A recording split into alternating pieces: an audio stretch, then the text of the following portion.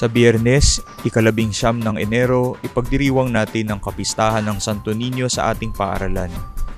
Pararangalan at pupurihin natin si Jesus sa pamamagitan ng pagsayaw. Magsasayaw tayo bago at pagkatapos ng misa. Gagamit tayo ng mga papel na kandila bilang palamuti sa ating pagsasayaw.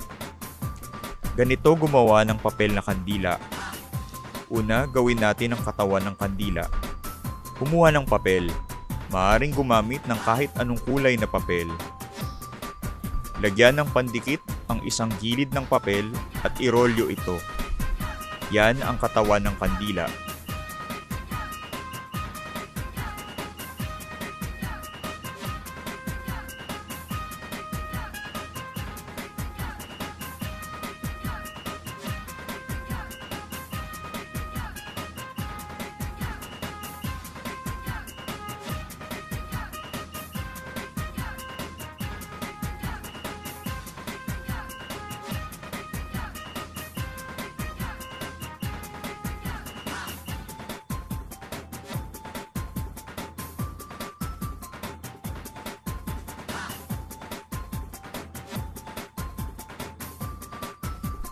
Sunod, gawin naman natin ang apoy ng kandila.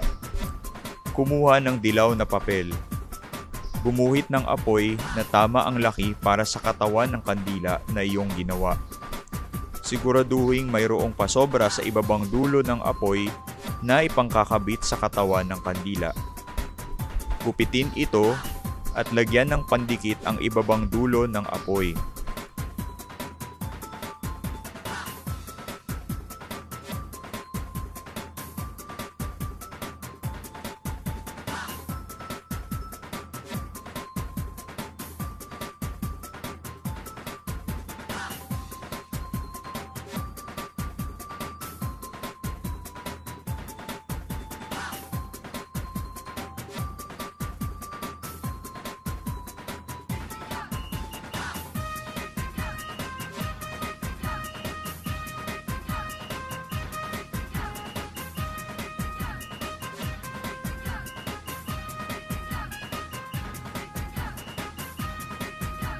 Idikit ang apoy sa loob ng katawan ng kandila.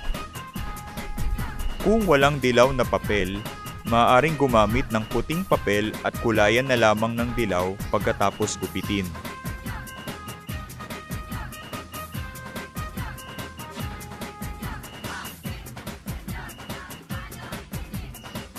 Gagawa tayo ng 2 kandila para magamit natin sa pagsasayaw sa pista ng Santo Niño.